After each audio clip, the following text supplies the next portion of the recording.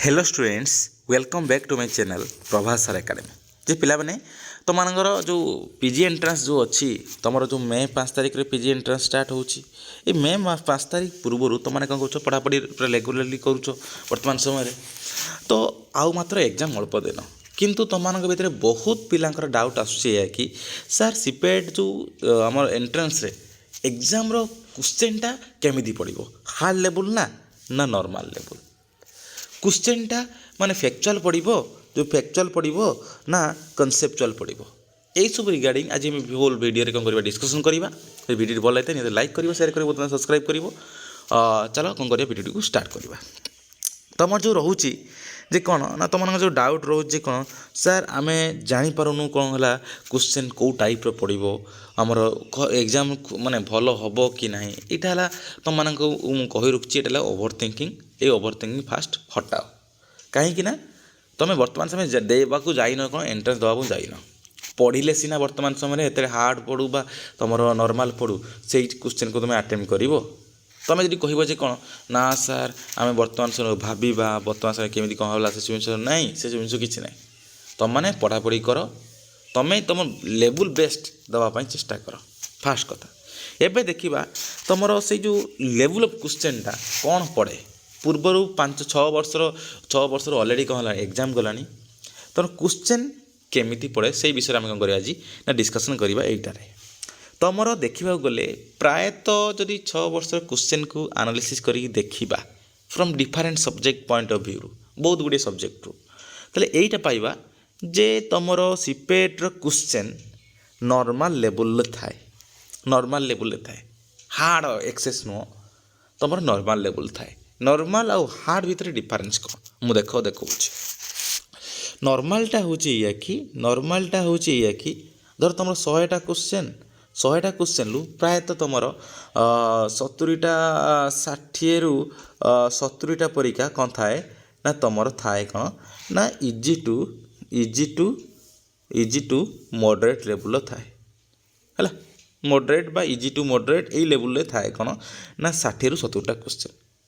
आउ hard level थाए कौनटा hard level प्रायतः तुम 30 रु 40टा क्वेश्चन प्राय थाए कौन ना मॉडरेट रु कौन थाए ना हार्ड बुझ कथा कौन जेहेतु एटा एंट्रांसटा से गोटे एंट्रांस भाया कहवा जो भितर हार्ड क्वेश्चन थी डिफिकल्ट क्वेश्चन थी तो डिफिकल्ट क्वेश्चन ना थोड़ी ना गोटे एंट्रांस कह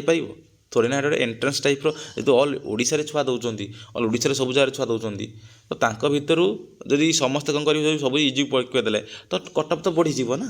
तो से भाया नुहे तो नॉर्मल जमी पढ़िया कथा क्वेश्चन सेमती पड़े 60-70टा पाखापाखि कौन पड़े ना इजी टू मॉडरेट पड़े आ हार्ड टाइप कौन पड़े ना 30-40टा पड़े मॉडरेट टू हार्ड बुझ कथा कौन यही जब मॉडरेट टू हार्ड देखा पुणी एक्सेस जदि देखा हार्ड एक्सेस हार्डटा पड़ी पाखापाखि 20टा पाखापाखि पड़े एक्सेस हार्ड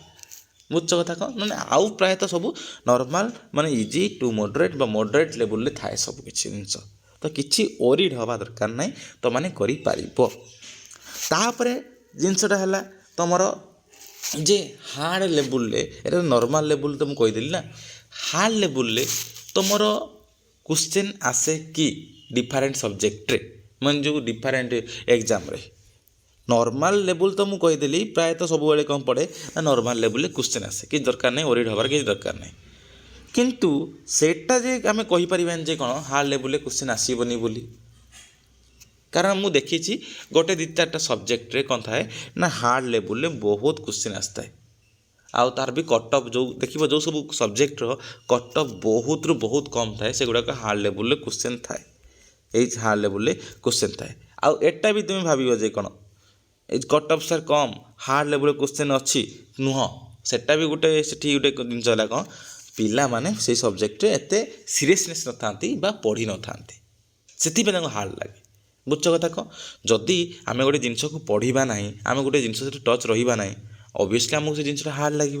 तुम तो सेमिस्टर एग्जाम देखी सर्ट क्वेश्चन बहुत सारा थी किंतु जो बहुत सारा छुआ कर बहुत सारा छुआ करें कौन पर करें क्या जो मैंने आसुना से आसुना तो यहाँ तुमको हार्ड लगे ना तो सेई बेसिस देखिए से मैंने हार्ड लेवल थाए आ सब वर्ष जेहतु छुआ मान सहित कंटाक्ट थाए आउ तुम जेहतु कट अफ बाहर करे गोटे एक्सपेक्टेड कट अफ तो से मुझे जानी कौन ना तुम प्रायतः क्वेश्चन कौन हे हुए ना नॉर्मल लेवल आसे नॉर्मल लेवल आसे प्रायतः तुम क्वेश्चन ये हार्ड लेवल क्वेश्चन बहुत रेयर आसे कारण छुआ मैंने पढ़ापढ़ी करना था सीरियसनेस न था से सब्जेक्ट से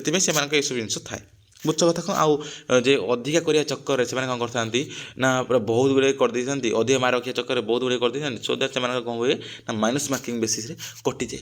बहुत सारा छुआ 40-50टा ठीक थी किंतु कौन करते से जो 100 अटेम्प्ट करते 60 है तुम 30 मार्क ना जो प्रायतः 10-15 मार्क कटि हो बुझ कथा कौन तो से हिसाब से कौन होता है तुम से एग्जाम एमि टाइप्र होता है कारण से माइनस मार्किंग जेहतु अच्छी ठीक ठाक बेसिस देखिए आराम से जी करता कर मिनिमम दरकार करवा कथा ये कले मोर हो यूनिवर्सिटी से टाइप तुमने कन्फिडेंट नहीं कि कन्फिडेंट रखिकी से सब जिन कर बुझ कथा कौन यहाँ पढ़ला बे नॉर्मल टू हार्ड तो यहाँ है कौन नॉर्मल लेवल क्वेश्चन आसे एबे नेक्स्ट है कौन ना फैक्चुअल ना कनसेप्चुअल जे तुम कौन है फैक्चुअल ना कनसेप्चुअल क्वेश्चन आसे कौटू ना तुम फैक्चुअल ना जो कनसेप्चुअल क्वेश्चन आसे कौन कौ टाइप क्वेश्चन तुम सीपेट एग्जाम रे आसे तुमको जन दूसरी कौन तुम प्रायतः तुम क्वेश्चन मिक्सअप होके आसे आउ किसी सब्जेक्ट रे फोकस थाए बेसी कौटा ना फैक्चुअलटा बुझल कथा कौन तुम जो देखा डिफरेंट सब्जेक्ट पॉलिटिकल साइंस हो हिस्ट्री हो तुम कौनटा हिस्ट्री नुह पॉलिटिकल साइंस इकोनॉमिक्स तुम बॉटनी केमिस्ट्री जूलॉजी आउ तुम रहा जो एपटर सोशियोलॉजी है ओडिया एवं टाइप डिफरेंट ये तुम आसे कौन अच्छी बहुत सारा जो कौन आसे कनसेप्चुअल प्लस फैक्चुअल आसे बुझ कथा कौन तुम हिस्ट्री हो तुम अदर जी सब रहा कमर्स हो तुम अन्य जिनस गुड़ाक जो रहा है से गुड़ा कौन हुए ना प्रायतः तुम से बेसी फैक्चुअल डाटा थाए कमटा थाए कनसेप्चुअल बुझल कथा कौन तो जो देखा ओभरअल देखा तो ओभरअल बेसिस रे कौन हुए ना फैक्चुअल जिनसटा बेसी आसे ओभरअल जब देखा 100टा क्वेश्चन प्रायतः 60टा पाखापाखि कि 70टा पाखापाखि कौन होता है तुम फैक्चुअल क्वेश्चन आसी थाए तो किए कौ डेट्रे बा कौन कही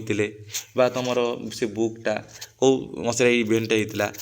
मेन जिनसा कौन ये कनसेप्टा कहार ये टाइप जिनस तुम फैक्चुअल जिनस गुड़ा आसे कनसेप्चुअल जिनस तार जो लिमिटेशनटा प्रायतः थाए के ना तुम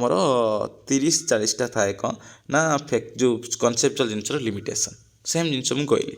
तो विभिन्न सब्जेक्ट कौन होता है मिक्सअप होकर आसता है आ विभिन्न सब्जेक्ट कौन होता है बेसी फोकस थाए यहाँ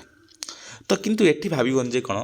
आम जी सर विभिन्न सब्जेक्ट जेहतु मिक्सअप होकर आसूँ विभिन्न सब्जेक्ट फैक्चुअल को बेसी प्रायोरिटी दिखाई तो आम ओनली फैक्चुअल को पढ़ी जावा मुझे ग्यारंटी दे करुच्ची फैक्चुअल को पढ़ी गले किसी भी क्लीयर हम ना तुमको कनसेप्चुअल क्लारिटी रखिते पड़ो जहाँ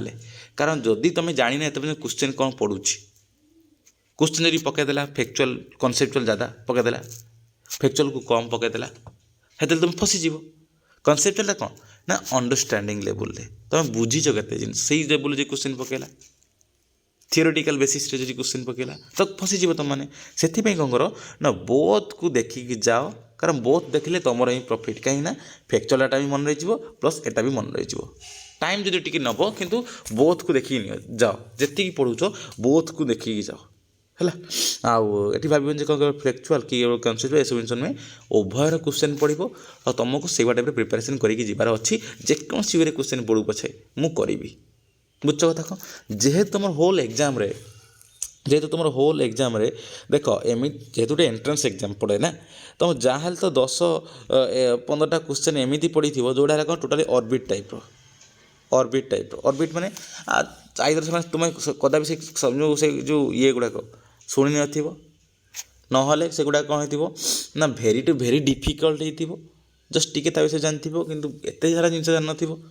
आउ बा तुम कौन हो ना किसी करेन्ट बा किसी अदर जिनस किसी पकई देथिबो तो 10-15टा क्वेश्चन से जहाँ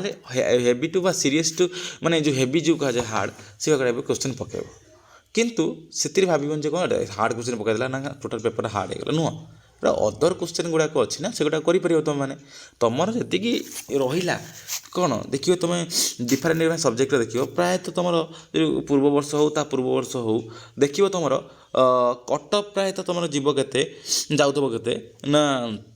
ଯଦି 75 ରଖିଦେଇ ପାରୁଛ ତୁମେ ଆରାମସେ ତୁମର ଡିଫରେଣ୍ଟ ୟୁନିଭର୍ସିଟି ହେଇଯିବ। ଆଉ କିଛି ସବଜେକ୍ଟ ଅଛି ଧର ମ୍ୟାଥମେଟିକ୍ସ ହେଉ କି ଆର୍କିଓଲୋଜି ହେଉ, ଡିଫରେଣ୍ଟ ଡିଫରେଣ୍ଟ ସବଜେକ୍ଟ ଅଛି ଯେଉଁଟା କ'ଣ ହେଲା ବହୁତ କମ୍ କଟଅଫ୍ ଯାଇଥାଏ, ସେଇଗୁଡ଼ା କ'ଣ ହେଲା 50-60 ରଖିଦେଲେ କ'ଣ ହେଲା ଆରାମସେ ସେମାନେ ସିଲେକ୍ସନ୍ ହେଇଯିବ। ତ ସେଥିପାଇଁ ତୁମର ଯେଉଁ ସବଜେକ୍ଟରେ କଟଅଫ୍ ପ୍ରାୟତଃ 75 ବା 60-70 ଏଭବ୍ ରହୁଛି, ସେମାନେ କଟଅଫ୍ଟା ସେମାନେ ଟ୍ରାଏ କରିବା 75 ଏଭବ୍ ରଖିଦେବା ପାଇଁ ଆରାମ ସିଲେକ୍ସନ୍ ହେଇଯିବ। ଆଉ ଯେଉଁମାନେ 50-60 ଏଇ ଟାଇପ୍ରେ କଟଅଫ୍ ରହୁଛି ସେମାନେ ଚାହୁଁଛି କ'ଣ ନା ତୁମର ଭାବରେ କେମିତି ରହି ସେଇ ଯେଉଁମାନେ ଯେଉଁଟା 30 କି 40 50 ଭିତରେ ରହୁଛି ସେମାନେ କେମିତି 60-65 ଏଭବ୍ ରଖିବ, ସେମାନେ ଟ୍ରାଏ କର ଯେ କ'ଣ ନା ସୋ ଦ୍ୟାଟ୍ ସେମାନଙ୍କର ହେଇଯିବ। ବୁଝଛ କଥା? ଏଇ ଲେବୁଲ୍ ହେଲେ ଆଉ ତୁମେ ଦେଖ ଏଥିରେ ହେଲେ କ'ଣ ହେଉଛି, ତୁମର ତ ସେଇ 10-15ଟା କ୍ୱେଶ୍ଚନ୍ କଟି ହେଉଛି, ଛାଡ଼ି ଦିଅ କି ଯାଏସ୍ ନାହିଁ, ଅଦର ଯେତିକି ସବୁ ଜିନିଷ ଅଛି ତାକୁ ଫୋକସ୍ କରି ସେତିକି ତ ଠିକ୍ କରିଦିଅ ହେଲା। ସେଥିପାଇଁ ଏଇ ହିସାବରେ ତୁମମାନେ ପଢ଼ାପଢ଼ି କର ଆଉ ଟ୍ରାଏ କର ଯେ କ'ଣ ତୁମେ ସବୁ କିଛି ଜିନିଷକୁ ଆଟେମ୍ପ୍ଟ କରିବା ପାଇଁ, ଆଉ କନସେପ୍ଚୁଆଲ୍ ଇଜି ଏସବୁ ଜିନିଷକୁ କିଛି ଫୋକସ୍ କର ନାହିଁ, ସବୁ କିଛିକୁ ପଢ଼, କାରଣ ଟାଇମ୍ ବହୁତ ପାଖ ଆଉ କମ୍। ଏତିକି ଦିନ ଭିତରେ ତୁମେ ଭାବିବ ଯଦି କ'ଣ ହେବ କ'ଣ ନାହିଁ, ତାହେଲେ ଏମିତି ଭାବୁଥିବ ସମସ୍ତେ ଆଗକୁ ପଳାଇଯିବେ, ତୁମର ହିଁ ରେଜଲ୍ଟ ଖରାପ ହେବ। ତ ଏତିକି ରହିଲା ଡିଟେଲ୍ସ। ଆଶା କରୁଛି ତୁମମାନଙ୍କୁ ବହୁତ କିଛି ଇନଫର୍ମେସନ୍ ପାଇଥିବ। ଧନ୍ୟବାଦ।